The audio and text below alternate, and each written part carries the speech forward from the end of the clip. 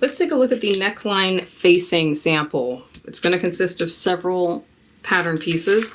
You'll need your neckline front bodice pattern. The instructions say to cut 2 from muslin. We will only need 1 for this sample, so I'm going to set the other one aside. That's going to be for another sample. Make sure you've clipped your notches. If you wish to mark your seam lines, you can. These are no longer indicated by dashed lines, so you don't have to copy them. You can utilize the stitching guides on your sewing machines, or you can draw it in based on what you see on the pattern. You'll also need the neckline back bodice pattern. This says to cut 2 pairs out of muslin, so you should have 4 of these. Again, we're only going to use half of them for this particular sample, so I'm going to set the other 2 aside for right now. And I'll hold on to these 2 so that I have a mirrored pair for the back. The neckline front facing pattern. Cut 1 out of a contrast fabric and cut 1 from interfacing. Again, make sure you're marking your notches. We will find that the interfacing will probably fuse these notches back together, so we may need to reclip these notches, so don't lose the pattern. But I have 1 cut from contrast fabric and 1 cut from fusible weft interfacing. And then the neckline back facing pattern. 1 pair cut from contrast fabric and 1 pair cut from interfacing. Same thing with this. I'm going to hold on to this pattern in case I need to recut any pieces. And you should have a mirrored pair cut from contrast fabric and a mirrored pair cut from interfacing. Make sure that this is a mirrored pair. The way I have mine oriented right now, I can feel the adhesive on both sides that are currently facing up. If you can't feel the interfacing adhesive, it's likely that you've cut 2 of the same piece and you need to make sure you cut a mirrored pair. Otherwise, they won't fuse to our back facing pieces properly. We have a lot of prep work to do for this. So I'm going to get started by fusing my interfacing to all of my pieces. So I'm going to head over to the iron and get these fused together.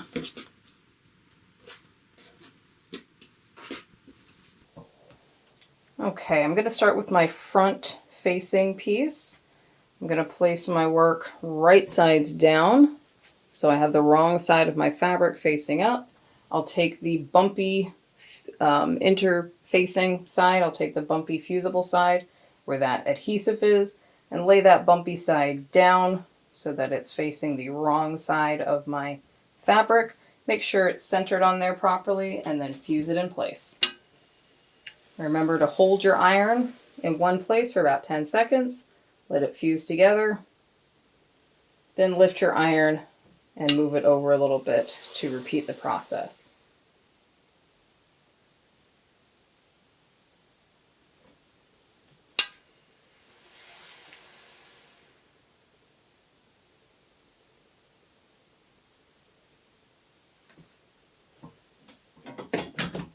Let it cool.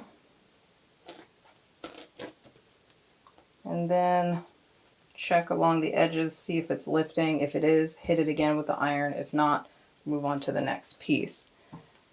Here are my 2 back neck facing pieces. Again, I'm going to place these wrong sides up. So I want to put my fusible interfacing to the wrong side of my fabric. The bumpy side of my interfacing, bumpy side down, bumpy side down. Line these up and then press them into place.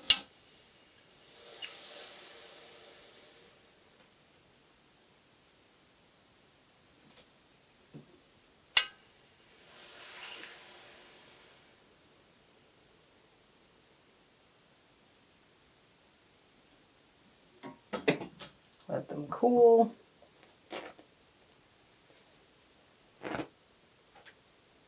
And if you're using the ironing boards on campus, remember you can pull air through the bottom of the ironing boards using that little foot pedal, and it will help cool these off much faster. Make sure these are adhered, that there's no lifting. If there is lifting, hit it again with the iron. Otherwise, we're ready to move on to the next step. Okay, fusible is in place. I'm just going to clean up some little raw edges here. Any place where the fusible is overhanging, I just like to clean that up so it looks a little bit neater. Now, I'm going to make sure my notches are still in place. If I need to reclip them, I can. I'll see if I can find these. Because sometimes that fusible interfacing will kind of fuse the fabric back together. So I had a little notch here. I'm just going to reclip that just so I can find it again. There's another one here. And if you lose track of where the notches are, check your pattern.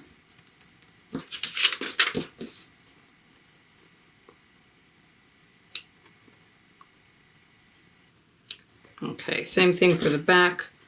There's a couple of notches that I need to reclip.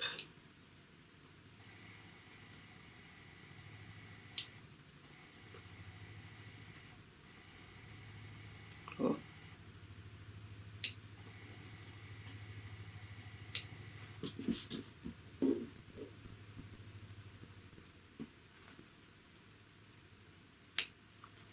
Remember to support your scissors. Don't clip just out in the air. I've got my hand under here to support my scissors while I'm cutting.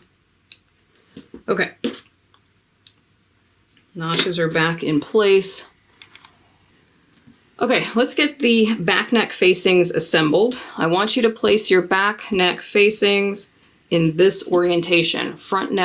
Back neck facings should be oriented wrong sides facing up, with the center back seam allowances facing each other, and the front neck facing right side facing up should look like a mellowed out smiley face.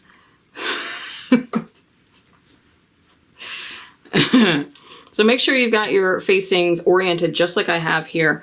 Front neck facing face up with interfacing attached to the back. So right side of the front neck facing up towards you. Two back neck facings right side down. So you can see the interfacing, and the center back seam should be mirrored to each other. I'm going to show you the orientation for how to pin these in place, because it's going to give us the best finish when we go to serge this, because we are going to have to serge this in a moment. Take this back neck facing, place it on top of your front neck facing. Now the orientation and the placement of this is pretty important, so watch carefully. The notches along the top shoulder, the seam here, this notch, and this notch are not going to match up. That's just the beauty of pattern making. These notches are not going to match up. But you do want to align the raw edges here on your shoulder seam. And you want to align your notches along the neckline.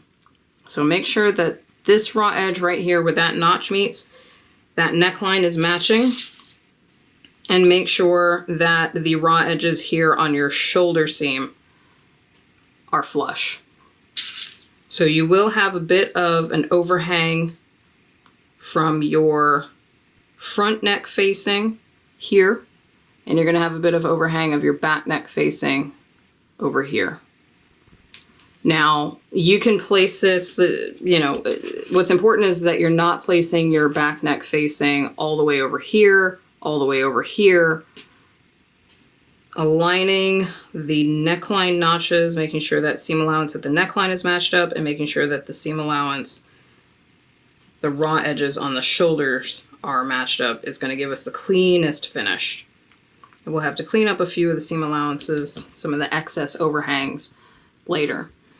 Over here, we're going to do the same thing. Take the remaining back neck facing, place that on top, and again, make sure that these notches at the neckline are matching and that the raw edge is matching right there. You're not going to be able to match up the entire neckline because they're two completely different curves. But right here where that notch is should match along that raw edge. Same thing here, make sure the raw edges of the shoulder seam are matching. Pin that in place. If you need to, you can mark your 1/2 inch seam allowances here. I'm just going to use the seam guide on my machine, but these are going to be 1/2 inch seams. And while we're at it, since we're here, let's get the garment, the muslin prepped. Same thing. Choose whichever sides you like the best. Here's my front bodice with the same neckline. Here are my two back bodices. I need to press this a little bit. But again, that center back seam is facing inward. Just grab this piece, lay this on top.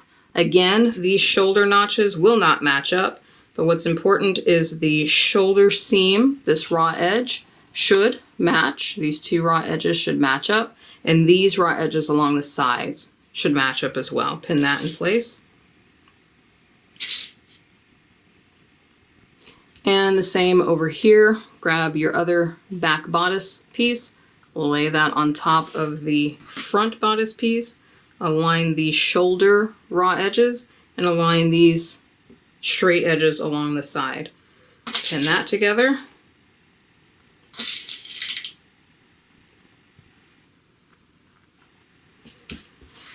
Now I'm going to take both of these to my machine and sew all of these seams at a 1/2 inch seam allowance, 1, 2, 3, and 4. Back tack at the beginning and at the end of every single one of these. And then I'll press all 4 of these seams open, press them flat, and get them prepared for the next step.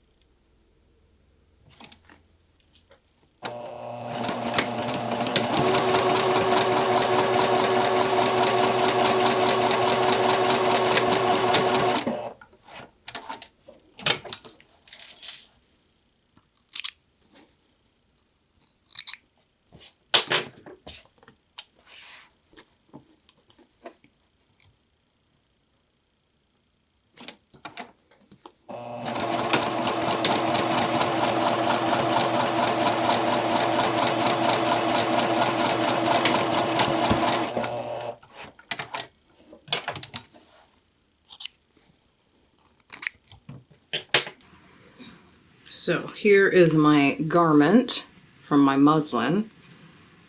Stitched, seams pressed open,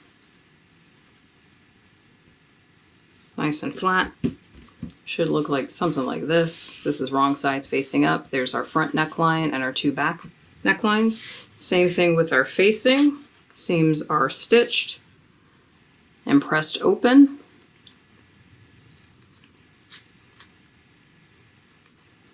Press nice and flat. So we should have kind of a mirror image with our necklines here. Now is a good time to test to make sure that everything's going to fit properly. Make sure we actually sewed at the correct seam allowance. We should be able to place the facing piece on top of our neckline of our garment, our muslin piece. And we should have pretty equal, it should be a mimic of one another. The necklines should match. Those raw edges should match. I'm going to do a little bit of cleanup here on my seam allowance because I've got those overhangs and whatnot. I'm just going to trim those away.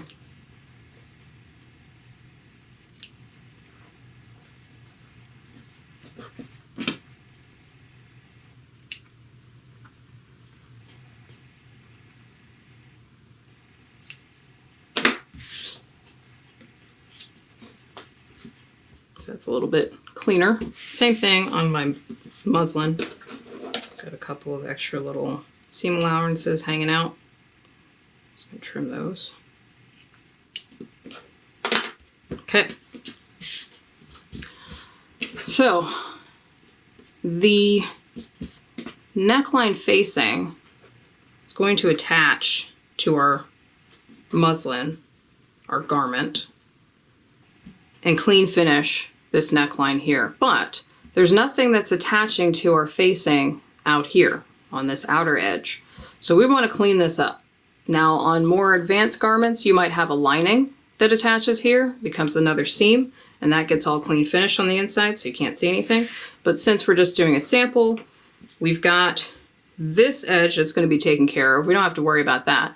We don't have to worry about these center back seams either, because if you're working on an actual garment, that would get a zipper or something like that installed, and we're going to end up pressing our pieces later anyway to just kind of turn that raw edge under. So we don't need to worry about this inner circle here. We don't need to worry about these two seams here, but this outer edge we need to take care of. I'm going to go to my serger and I'm going to serge all the way around the edge here. So make sure as you go into the serger, you probably want to do this wrong sides up. Remember, there's going to be a blade on the right hand side. Make sure all your excess fabric is going to your left, and serge your way around this curve. Serge over your seam allowances. Make sure they stay open. Make sure they don't go pressing themselves in one direction or the other. Keep them open. Keep the bulk out of there so it will stay nice and open. And work your way around the curve. Stitching on your sergers are very much like stitching on the lock stitch machines. You can walk your stitches. So if you find it hard to get around these curves, just slowly walk your way around those stitches.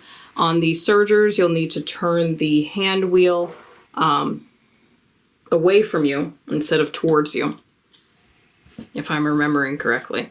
And that will walk your stitches if you turn the hand wheel away from you. Also going around these corners, you can also leave your needle down in your work and lift the presser foot to kind of rotate your fabric ever so slightly. Just be careful as you go around the edge that we don't chop off too much of this. We want to maintain a nice curved edge to this. So I'm going to go ahead and serge mine. All right, there's my facing with serge stitching all the way around that outer edge. So now I'm gonna prep my garment. There's one last thing I want to do in preparation before I attach my facing. These two back bodice pieces that have the open seam in the back, I'm gonna turn these edges under by 1/2 inch. There is a 1/2 inch seam allowance built in to this pattern. I'm just gonna turn that under so I can see here's the right side of my garment. I can't see my seam allowances or anything, so this will be what's shown on the outside. I want to make sure this is the outside. This is the inside where you see all the seam allowances, so make sure you've got this oriented properly with the outside facing out. And there should be a notch at your center back, so you can see where the center back seam line is. And I'm just going to fold that 1/2 inch underneath, and I'm going to press that into place. I'm going to do that on both sides. Fold right along that notch and fold under that 1/2 inch. This is to kind of simulate if you had a zipper or something installed here. It could be an invisible zipper or a centered zipper or even a lap zipper. But I'm just going to press these two edges under to clean finish them for right now.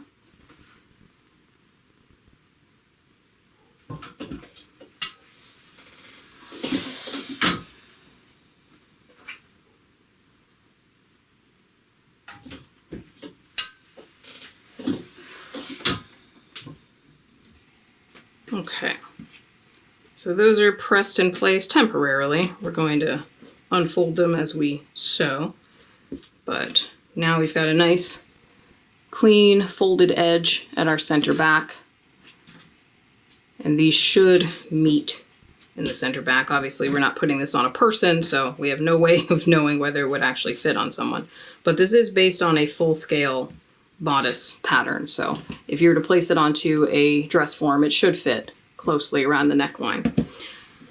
I'm gonna open up my sample here, right side facing up. You can see my seam allowance is tucked underneath. It's just been pressed underneath, so that's out of the way. That's in the inside of the garment. Seam allowances are on the inside, so this is the right side of my garment facing up towards me. I'm gonna grab my facing piece, put that right side down. So again, right sides together. I'm gonna match my shoulder seams and pin those.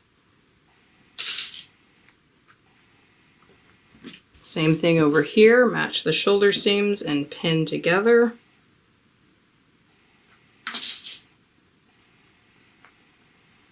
Neckline should be matching up. I'll just pin this in place.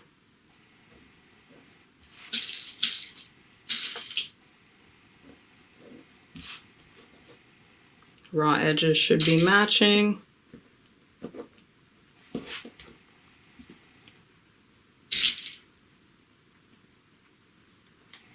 Okay, and I'm going to show you details as we go around to the back neck edge.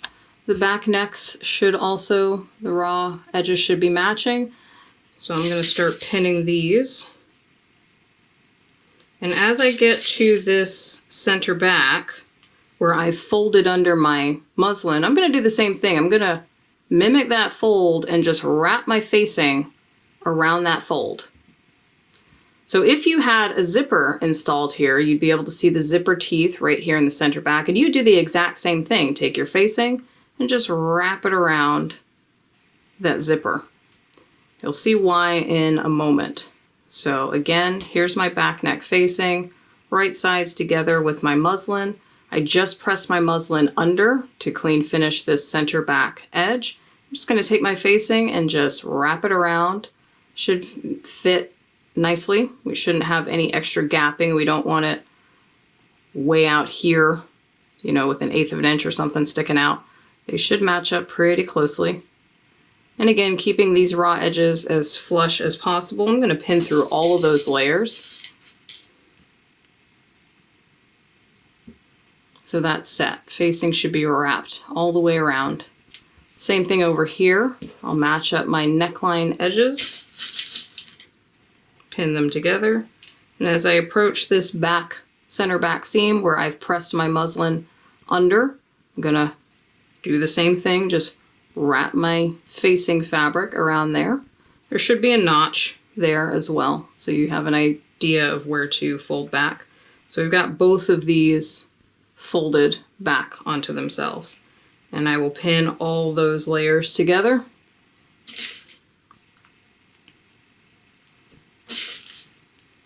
Now, again, we're sewing at a 1/2 inch seam allowance, so I'm going to head to my sewing machine. And I'll start here stitching through all the layers, catching everything that's just been folded under. Number 2 stitch, back tack at the beginning. I'm going to work my way all the way around, making sure my seam allowances stay open on both sides to reduce bulk. Stitch around the neckline, and I'll go around and around and around and around until I get back here where I will back tack at the end.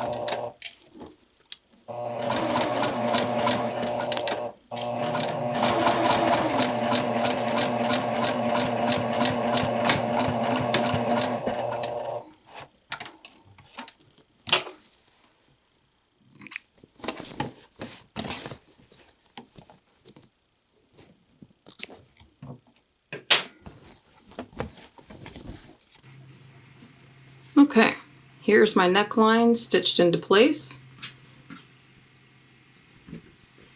Back tack at the beginning, stitch around, and back tacked at the end.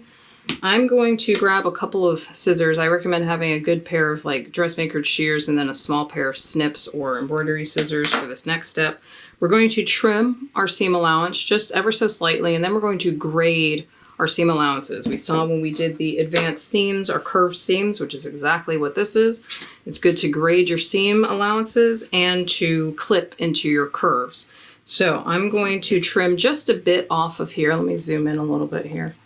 Just to take some of this bulk down, I'm going to trim about 1/8 of an inch off from both layers. This is my muslin and my contrast fabric. I'm just trimming this down to about 3/8.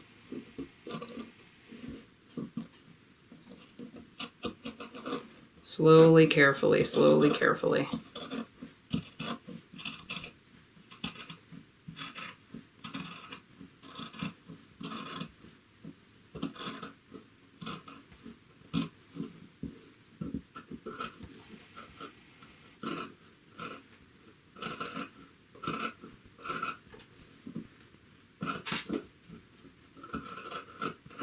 Okay, so about 1/8 of an inch trimmed off. And now I'm going to grade my seam allowances. We want to leave the muslin just as it is, but we're going to trim the facing fabric. So I'm going to grab my tiny scissors for this. I'm going to get in here and trim this to about 1/4 inch. We're going to trim almost another 1/8 of an inch off of here. And remember, just slide your scissors in between those two seam allowances. And I'm going to trim this facing so you can see I'm keeping my muslin at the same 3/8. We just trimmed that down to about 3/8 of an inch. And I'm going to trim my facing fabric to about 1/4 of an inch. I'm going to grade these seam allowances, help to reduce bulk. I'm going to clip through my shoulder seam here. I'm also feeling, I like to cut this with my hand behind this rather than flat on the table, because if for some reason my scissors go underneath to my muslin fabric, I can feel the tip of the scissors on my fingers, and then I'll know, uh-oh, I'm not clipping through just my facing anymore.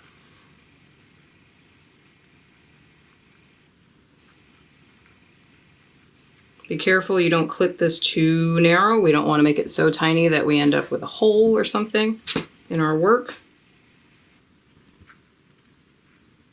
Just trimming it in about, about half of what it just was. It was about 3/8 of an inch, and then we're trimming it about halfway.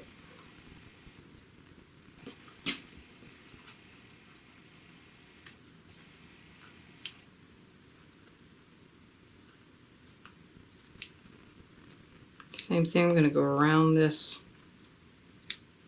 fold here, trim this off.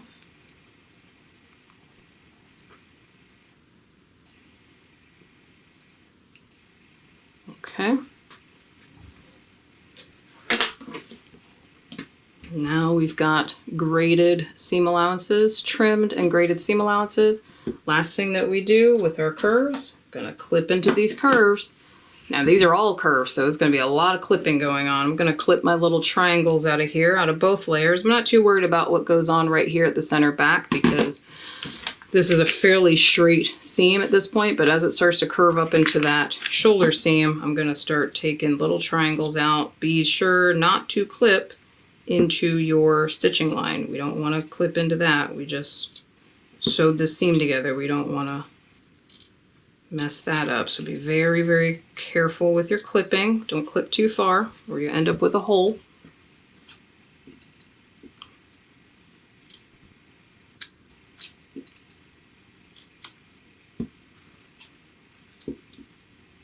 Careful with your scissors. If you've got super sharp dressmaker shears, just make sure you're not snipping your fingers.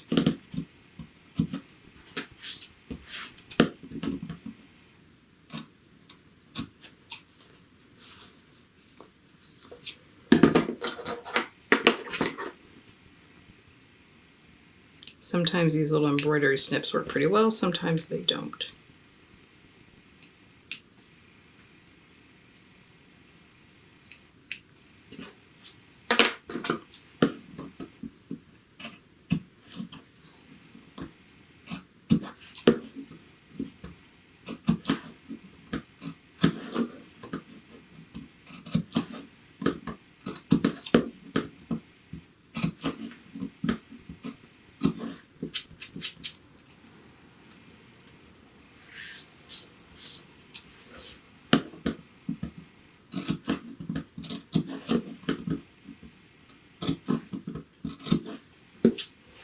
You should be able to clip to about a 1/16 of an inch away from your stitching line.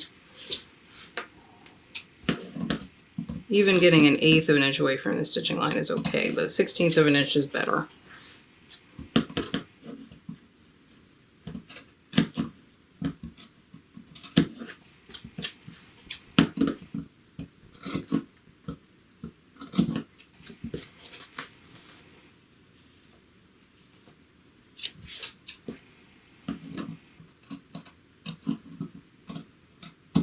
Okay. Seam allowances trimmed, graded, and clipped. I'm going to head to my iron and do my best, utilizing my tailor's ham, my tailor's board, whatever I have at my disposal, to press these seams open. Obviously, when we get here in the center back, you're only going to be able to get so far with pressing this open. So don't worry about trying to get this pressed open. That's totally fine. But all these seam allowances here, you'll see me use my tailor's board to try to stretch this seam over this piece of wood and work section by section to get this pressed open and get this nice and clean.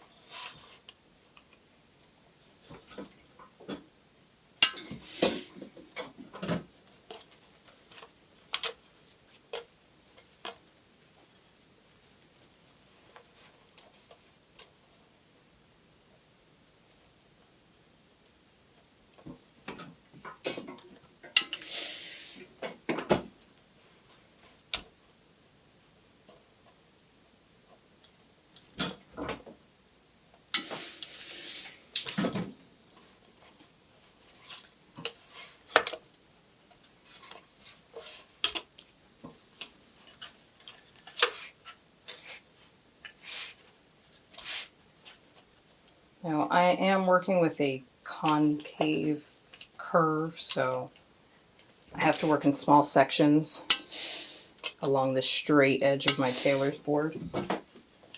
You're going to see a couple of ripples and wrinkles and whatnot form. That's okay, we're going to press it again.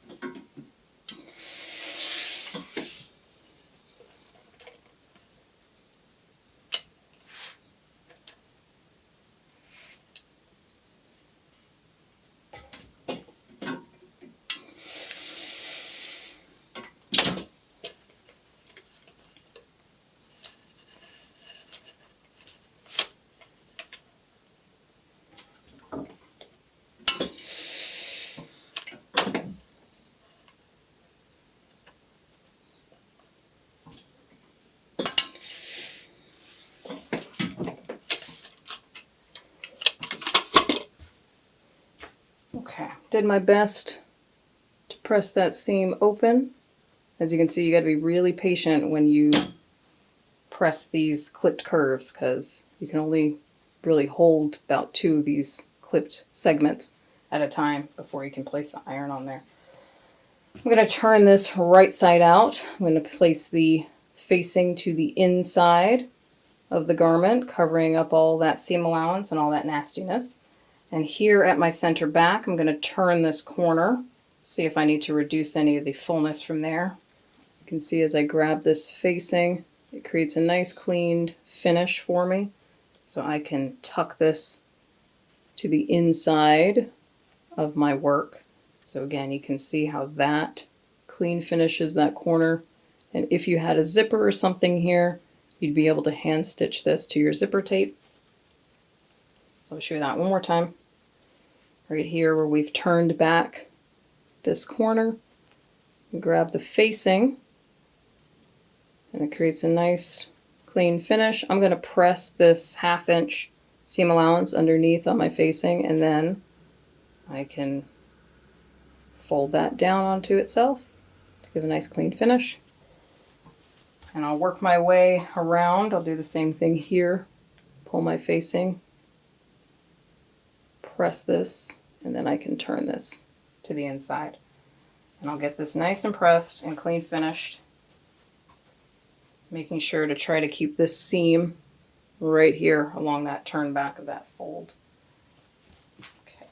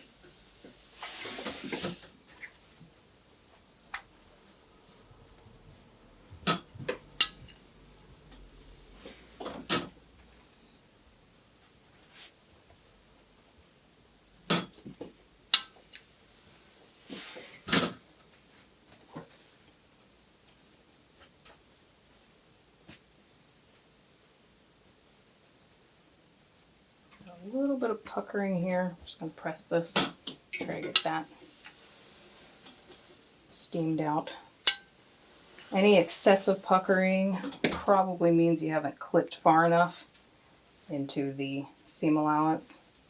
As long as those two seam allowances are matching up, you should be fine. But if you see any excessive puckering, this is fine. That's negligible. But any excessive puckering probably means you haven't clipped far enough into those curved seam allowances. So here we've got our neckline. It's nice and clean finished along the neckline edge. We've got a nice clean finish all the way to the back, but we still have some more work that we need to do. So we've got our neckline nice and finished, but this is not the end of this. If you're working on an actual garment, you could put a neckline finish of some kind. It doesn't have to necessarily be a contrast fabric, but this is a good way to finish off the neckline of a garment. But we have an issue. If you start wearing this, especially given that there's nothing connecting this lower edge of our facing, there's nothing stopping your facing over time from rolling out and peeking towards the outside of your garment. Now we can see our facing here because the front neckline is lower than the back neckline, so it's visible. And it would be visible if you're on a hanger, but if it's on a person, you wouldn't see that back neck facing. You just see a nice clean finish right here along the front neckline. And there's nothing stopping this facing over time from rolling itself out to peak and show itself on the outside of the garment. And sometimes you don't want that. Most of the time you don't want that. Now there are a couple of methods to keep your neckline facing from peeking out. You can do some top stitching where you can stitch through all the layers all the way around that edge, and that will keep your facing in place. But we're going to practice a new technique called understitching. Understitching is very versatile. It's a great way to keep facings, like we've just installed, facings, from peeking out. Facings are just a piece of fabric installed to clean finish a raw edge, which is exactly what we've done with this neckline. So our contrast fabric is our facing and our muslin fabric is our garment, but we can top stitch through everything to keep our facing from peeking out, or we can understitch to keep everything from peeking out. Both techniques work, but understitching is a little bit more impressive because anyone who's not familiar with garment construction would have no idea that there was stitching going on. In order to understitch our pieces, let me zoom in here. What we want to do is lift up the muslin fabric, and we just want to stitch through both seam allowances and our facing. So we're stitching both seam allowances. We've got this seam allowance and this seam allowance and our facing. And we're going to stitch through all of those layers. So we're going to slowly work our way around this curve and stitch through both seam allowances and the facing. So when everything's finished, you won't see any stitching through the top of your garment, but there will be stitching visible underneath, hence the term understitching. Now you can understitch either from the seam allowance side on the inside of the garment, or you can understitch from the top side where you just stitch through the facing. The issue with sewing your understitching this way is you need to make sure that seam allowance is still underneath there. So this is a little bit more advanced to stitch from this side. It ensures that you know your stitches aren't doing anything strange on your facing, but you have to grow accustomed to feeling for your seam allowance underneath there. Since this is the first time we're doing understitching, I'm going to show you how to do this from the inside where the seam allowances are, as well as the facing that needs to be right here. So again, make sure all the seam allowance is going towards the facing, and we're going to understitch through all of these layers. Similar to how we did the top stitching on our patch pocket, I'm going to place my work with this seam line that I just sewed along my neck, lined up to the innermost edge of this toe over here. That way I know when I'm stitching, I'll stitch right here about a 1/16 of an inch away from my stitching line, my seam line. So I'm going to take my time, make sure all my seam allowance is going towards my facing, and number 2 stitch, I'll back tack at the beginning and back tack at the end.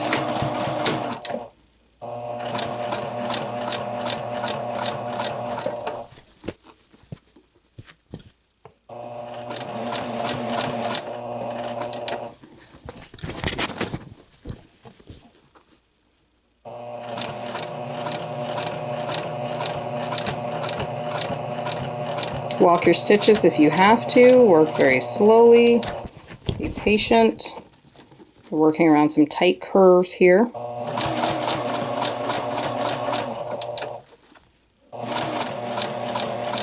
You can see me holding my seam allowance towards my facing, so I make sure I catch it. I'm keeping an eye on where my seam line is to make sure it's still aligned with that inner edge of my presser foot toe.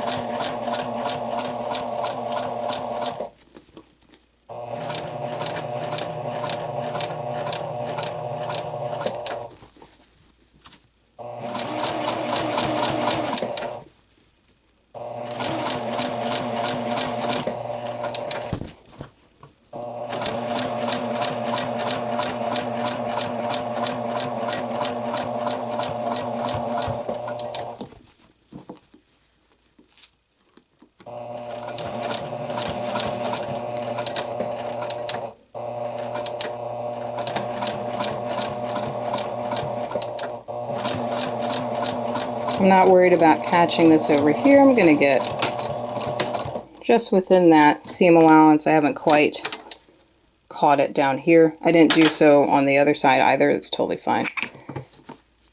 When you do understitching, this is often for neckline facings, armhole facings, collars, and whatnot. A lot of the time you'll find that you can't get the understitching all the way to the edge, all the way to the corners. It's totally fine. As long as we keep the majority of it out of the way, we're going to be good to go. So there's my original line of stitching here where I sewed my facing to my muslin. And there's my understitching, about a 1/16 of an inch away. Making sure that I catch both seam allowances and my facing. And if I turn my facing down, you'll see there's the other side of that stitching. There's that understitching. And you may also notice as you work your way around, my muslin fabric is kind of curling itself in towards the facing. This is what understitching will do. It causes the outside of the garment to kind of roll in to help prevent the facing from rolling back out. I'll give this a quick press on the iron, and then I'll go label it and we'll be done. There we go, nice clean finished neckline, front and back. If you feel daring, you can install a zipper in the center back before installing the facing. You're welcome to do so, but I'm not requiring it. Serged edges on the loose edge of the facing. If you intend to utilize a facing pattern like this in future garments, I recommend doing a little bit of a hand stitch to hold your facing in place to the shoulder seam here, just so it doesn't come loose on both sides. Something you can kind of hide tiny little stitches in there to keep anything from flying loose. But for the sample book, this will suffice.